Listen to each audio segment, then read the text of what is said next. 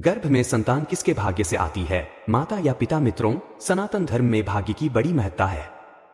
किस व्यक्ति का जीवन किस प्रकार से व्यतीत होगा, ये उसके भाग्य और कर्मों पर ही निर्भर करता है। परंतु क्या आपको पता है कि संतान किसके भाग्य से आती है? आइए जानते हैं आज के इस वीडियो के माध्यम से विस्तार पूर्वक। दोस्तों, हिंदू धर्म ग्रंथों और महापुरुषों के अनुसार कोई भी जीव किसी गर्भ में अपने ही भाग्य और कर्मों के अनुसार आता है। जी हाँ, परंतु उसे कैसे भावों का अनुभव होगा, दुख होगा या सुख होगा, ये सब और भाग्य अनुसार निर्धारित होता है। यदि माता पिता ने अपने पिछले जन्म में किसी जीव के साथ कुकर्म किए हैं और उसे सताया है, तो इस जन्म में वह संतान रूप में आकर उन्हें कष्ट प्रदान करेगा। और यदि माता पिता ने पिछले जन्म में बस अच्छे ही अच्छे कर्म किए हैं, कभी किसी को सताया नहीं है, तब ऐसी स्थिति में फिर वह जीव संतान रूप में आएगा और उन्हें हर प्रकार के सुख और प्रेम की अनुभूति कराएगा। इसके लिए सबसे बेहतर उपाय है परमपिता परमात्मा की भक्ति। जी हाँ, इसे हम एक पौराणिक कथा के माध्यम से भी समझ सकते हैं। दोस्तों, मार्कंडेय ऋषि के पिता मराकुंडु बहुत बड़े विद्वान एवं ज्योतिषाचार्य थे। जब उनके पुत्र पैदा हुआ तो उन्हें उसके ग्रह नक्षत्रों के आधार पर पता चल गया था कि इसकी उम्र बहुत कम है, ये मात्र 16 वर्ष तक ही जीवित रहेगा। मैं सोचने लगे कि आखिर ऐसा क्या किया जाए कि इसे मृत्यु की से बचाया जा सके। अब उन्हें एक योजना सूची के ईश्वर के भक्तगणों और संतों में बहुत शक्ति है। चाहेंगे तो वो मेरा पुत्र 16 वर्ष के उम्र के बाद भी जीवित बना रहेगा। अपने पुत्र मार्कंडेय को बचपन से ही प्रभु भक्ति और संतों की सेवा करने का पाठ सिखाने लगा। काफी समय बाद एक बार उन्हें सनत कुमार के दर्शन हुए। पांडु जी उन्हें पहचान गए। उन्होंने अपने पुत्र मार्कंडेय को बुलाया और सनत कुमार जी को साष्टांग प्रणाम करने को कहा। जब मार्कंडेय ने उन्हें प्रणाम किया तो सनत कुमार जी ने उन्हें चिरंजीवी भव का आशीर्वाद दिया। ये देख उनके पिता मृकंडु जी बोले, हे महाराज, इसकी उम्र तो मात्र 16 वर्ष की ही है और आप इसे चिरंजीवी होने का आशीर्वाद दे रहे हैं, यह कैसे संभव होगा? क्या इसका भाग्य बन सकता है? इस पर सनत कुमार जी बोले, हे वॉट्स, यह भी संभव है। कोई भी व्यक्ति प्रभु की भक्ति और अच्छे कर्मों के माध्यम से अपना भाग्य बदल सकता है। आप तो इतने बड़े ज्योतिषाचार्य हैं।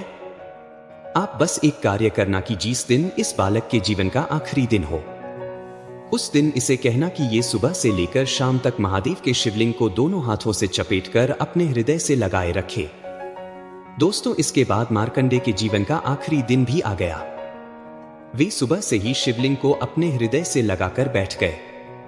जब यमलोक से यमदूत वहां पधारे तो वे तो यह दृश्य देखकर ही लौट गए।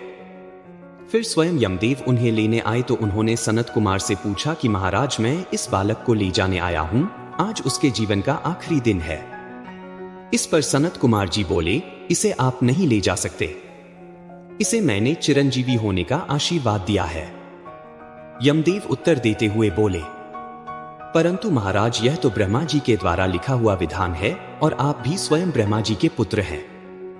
मेरी आपसे विनती है कि इसे ले जाने की आज्ञा दीजिए। मुझे तब तक वहां स्वयं महादेव भी प्रकट हो गए। महादेव को देख सभी ने उन्हें प्रणाम किया और इसके बाद यमराज ने महादेव को सारा मामला समझाया। इस पर महादेव ने यमराज से कहा कि वे इस बालक को ना ले जाए और जो इसकी 16 वर्ष आयु है, वे सामान्य मानव की आयु के 16 वर्ष नहीं है, बल्कि स्वयं उनकी यानी शिव की आयु के 16 वर्ष है। इसलिए अभी उसका जीवन बहुत सारा बाकी है। इस तरह मार्कंडेय जी भी हमेशा के लिए दोस्तों अमर हो गए। आगे चलकर मार्कंडेय संसार के सबसे विद्वान ऋषियों में से एक हुए। उन्होंने मार्कंडेय पुराण की रचना की। यह प्राचीन पुराणों में से एक है। इस पुराण में उन्होंने अग्नि, इंद्र, सूर्य आदि देवताओं का वर्णन भी किया है। इसके अलावा इसमें राजा हरीश, चंद्र, अन्नी, अनुसुया, दत्तात्रेय आदि से संबंधित कथाओं का विस्तार पूर्वक वर्णन किया गया है। महाभारत के अनुसार मार्कंडेय ने 1000 युगों के अंत में होने वाले अनेक महाप्रलय देखे हैं। जब मार्कंडेय वनवास अवधि में युधिष्ठिर आदि पांडवों से मिलने पहुंचे, तब वे रूप और उदारता आदि गुणों से संपन्न तथा अजर अमर थे। वैसे बड़े बूढ़े होने पर भी वे ऐसे दिखाई देते थे मानो 16 वर्ष का कोई नौजवान हो। महिषी कंडे को प्राणों में अष्ट चिरंजीवियों में से एक माना गया है। यह माना जाता है कि इनका स्मरण सुबह सुबह करने से सारी बीमारियां समाप्त हो जाती है और मनुष्य 100 वर्ष की आयु प्राप्त करता है। तो इस तरह कोई भी व्यक्ति अपने कर्मों के माध्यम से और प्रभु की निस्वार्थ भाव से भक्ति करके अपने जीवन में कुछ भी प्राप्त कर सकता है। वह अपने भाग्य में लिखा हुआ सब कुछ बदल सकता है। अतः ईश्वर का नाम जपते रहे और अपना कर्म करते रहे। तो दोस्तों, आज के इस वीडियो में बस इतना ही। अगर आपको ये वीडियो पसंद आया हो तो कमेंट में हर हर महादेव लिखना बिल्कुल ना भूलें।